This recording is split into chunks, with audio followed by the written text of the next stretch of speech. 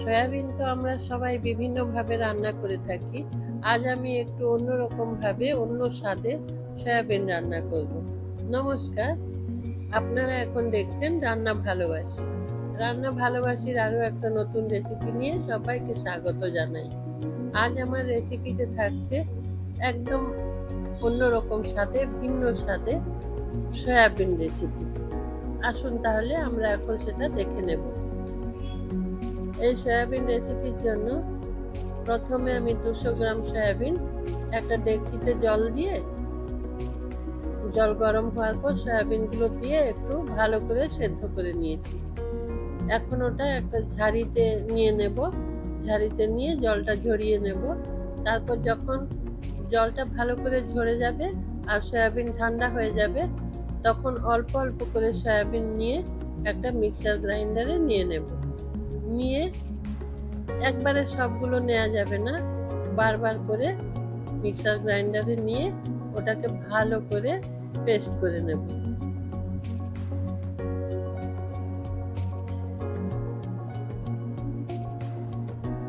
এখন সয়াবিনটা পেস্ট করে নিচ্ছি।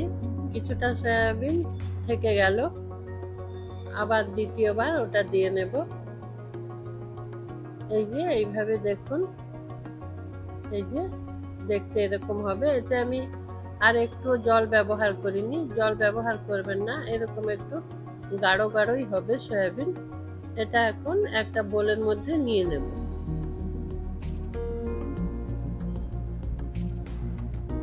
এই বোলের মধ্যে এই সয়াবিনটা নিয়ে নেব। নিয়ে বাকি সয়াবিনগুলো একইভাবে মিক্সার গ্রাইন্ডারে ব্লেন্ড করে নেব। ততক্ষণে আপনারা প্লিজ একটা লাইক দিয়ে দিন। লাইক দিয়ে ভিডিওটা কন্টিনিউ করুন। সব সয়াবিন বেটে নিয়েছি, এই যে দেখুন, এই যে এইভাবে সবটা বেটে একটা বোলের মধ্যে নিয়ে নিয়েছি। এখন একটা মশলা তৈরি করে নেব। 100 গ্রাম দই একটা বাটিতে নিয়ে ওই দই ভালো করে ফেটিয়ে নিয়েছি। এখন ওই দইয়ের মধ্যে সব গুঁড়ো মশলাগুলো যোগ করে দেব। এক এক করে সব রকম দিয়ে দেব। প্রথমে দিলাম জিরে গুঁড়ো, একটা খুব ছোট চামচ ব্যবহার করেছি, ওই চামচের 1 চামচ করে সব কিছু দিচ্ছি। জিরে গুঁড়ো দিয়েছি, ধনে গুঁড়ো দিয়েছি, লাল লঙ্কার গুঁড়ো দিয়েছি। এখন 1 চামচ হলুদ গুঁড়ো দিয়ে দেব। দিয়ে ওটা খুব ভালো করে আবার সব কিছু দইয়ের সাথে এই গুঁড়ো মশলাগুলো মিশিয়ে নেব। বেশ ভালো করে মিশিয়ে নিতে হবে। মিশিয়ে নিয়ে ওটা একদিকে রেখে দেব। রেখে দিয়ে আমি মূল রান্নায় চলে যাব। এই যে মশলাটা এইভাবে মিশিয়ে নেবেন, একটা চামচ দিয়ে ভালো করে একটু ফেটিয়ে নেবেন, দইয়ের সাথে যেন সব মশলাগুলো ভালো করে মিশে যায়। মিশিয়ে নিলাম। এখন উনুনে কড়াই বসিয়ে দেব। কড়াইতে তেল দিয়ে দিয়েছি। তেল গরম হয়ে যাওয়ার পর এতে ফোড়ন দিয়ে দেবো। ফোড়নে 1/2 চামচ গোটা জিরে দিয়েছি। ফোড়নে আর কিছু ব্যবহার করব না। জিরে ভালো করে ভাজা, সুন্দর একটা গন্ধ বেরোলে তারপর এখানে পেঁয়াজ দিয়ে দেব।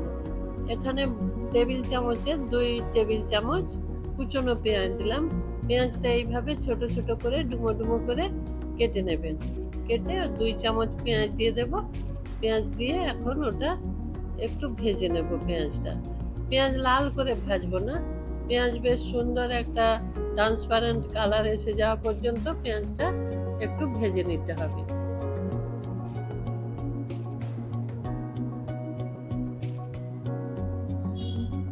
এই যে পেঁয়াজ ভাজা হয়ে গেছে, এখন আর পেঁয়াজটা বেশি ভাজবো না।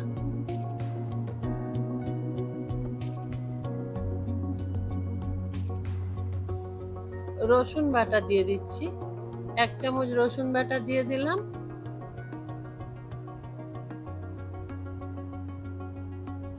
আর আদা বাটা দিয়ে দিলাম 1/2 চামচ। রসুন বাটা আর আদা বাটা প্রায় সমান সমান দিয়েছি, ছোট চামচের 1 চামচ করেই দিয়েছি।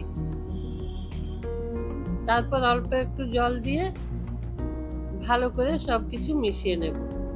আদাটা যখন বড় চামচে দিলাম তখন হাফ চামচ হয়েছে, কিন্তু একটা ছোট চা চামচের 1 চামচ রসুন, 1 চামচ আদা বাটা দিয়েছি। দিয়ে অল্প একটু জল দিয়ে ভালো করে একটু কষিয়ে নিচ্ছি। আদা রসুনের কাঁচা গন্ধ চলে যাওয়া পর্যন্ত একটু ভালো করে নাড়াচাড়া করে নিতে হবে। তারপরে ছোট ছোট করে কেটে রাখা টমেটো, ওটাও টেবিল চামচের 2 চামচ মতো দিয়ে দেব। দিয়ে আবারও ভালো করে সেটা মিশিয়ে নিতে হবে।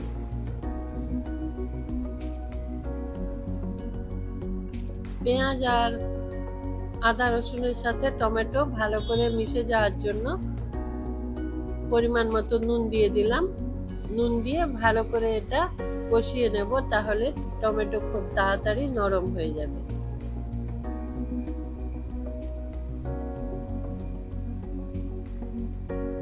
ভালো করে কষিয়ে নিয়েছি। এখন বাকি সব মশলাগুলো দিয়ে দিতে হবে। কুচনো কাঁচা লঙ্কা দিয়ে দিলাম। এটা আপনারা যেমন ঝাল পছন্দ করেন সেরকম বুঝে কাঁচা লঙ্কাটা দেবেন, এটা কমিয়ে বা বাড়িয়ে নিতে পারেন। তারপর ওই যে দইয়ের সাথে গুঁড়ো মশলাগুলো ফেটিয়ে রেখেছিলাম ওটা দিয়ে দিলাম। দিয়ে আবারও ভালো করে কষিয়ে নেব।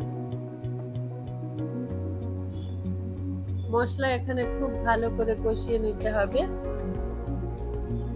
তাহলে সয়াবিনের টেস্ট তত বেশি সুন্দর হবে। এখন সেই মশলার বাটি ধোয়া জলটা দিয়ে দিলাম। দিয়ে আবারও ভালো করে কষিয়ে নেব।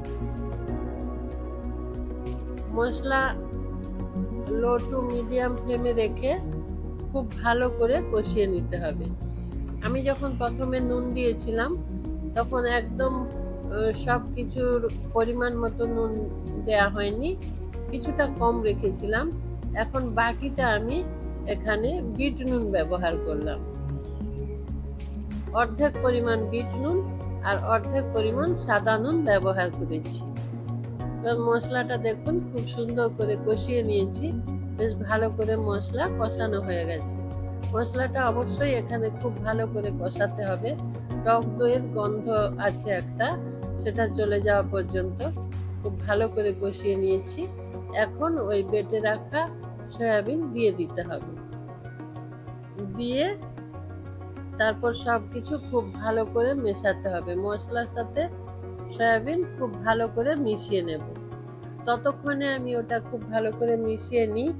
আপনারা প্লিজ যারা আজকে আমার চ্যানেলটা নতুন দেখছেন, আমার রেসিপিটা নতুন দেখছেন, অবশ্যই আমার চ্যানেলটা একটু সাবস্ক্রাইব করে দিন। সাবস্ক্রাইব করে আমার পাশে থাকুন, তাহলে আমি রান্না করার আরও বেশি উৎসাহ পাবো। আর আমি যে রান্নাটা করব তার নোটিফিকেশান আপনি সবার আগে পেয়ে যাবেন। সেই জন্য প্লিজ আমার চ্যানেলটা সাবস্ক্রাইব করে ডান দিকে থাকা বেল আইকনটা প্রেস করে দিন। এখন মশলার সাথে সয়াবিন মিশিয়ে নিয়ে 5 মিনিটের জন্য ঢেকে দিয়েছিলাম। এখন ঢাকা খুলে আবারও একবার ভালো করে মিশিয়ে নেব। এটা বারে বারে এখন ঢাকা দিতে হবে আর খুলতে হবে। আর গ্যাস অবশ্যই লো টু মিডিয়ামে রাখবেন। এখানে গ্যাস একদম হাই ফ্লেমে দেবেন না, তাহলে নিচে এটা বসে গিয়ে পুড়ে যেতে পারে। এই রেসিপিতে যেহেতু আমি একটু জল ব্যবহার করিনি, সেই জন্য হাই ফ্লেমে একদম দেওয়া যাবে না। আবারও ঢেকে দিয়েছি। এইভাবে বারবার ঢেকে খুলে রান্নাটা আমাকে করে নিতে হবে। বারবার এইভাবে ঢাকা দিয়ে আবার একটু নাড়াচাড়া করে নেবেন। যত এটা শুকনো শুকনো আরও কমে আসবে, তত এটা স্বাদ ভালো হবে। জলটা একদম শুকিয়ে যাবে। সয়াবিনের মধ্যে যেটুকু জল আছে সেটা শুকিয়ে যাবে। অল্প পরিমাণে চিনি দিলাম। চিনিটা আমার গুঁড়ো করা চিনি, সেই জন্য এরকম দেখতে লাগছে। চিনি দিয়েছি, তাতে সব কিছু স্বাদটা ব্যালেন্স হয়ে যাবে। এখানে টমেটো আছে, টক দই আছে, লঙ্কা আছে, এই সব কিছু স্বাদ ব্যালেন্স করার জন্য রেসিপিতে অল্প একটু চিনি দিলে খুব সুন্দর হয়। এই দেখুন এইভাবে মেশাতে থাকবেন। খুব সুন্দর করে মেশাতে থাকবেন। সয়াবিন সেদ্ধ করার সময় কিছুটা জল তো সয়াবিনের মধ্যে থেকেই যায়, সেই জলটা শুকিয়ে যাওয়া পর্যন্ত এইভাবে মেশাতে হবে। একটু সময় নিয়ে রান্নাটা করতে হবে। জলটা যত ভালো করে শুকোবে এই রেসিপির স্বাদ তত বেড়ে যাবে।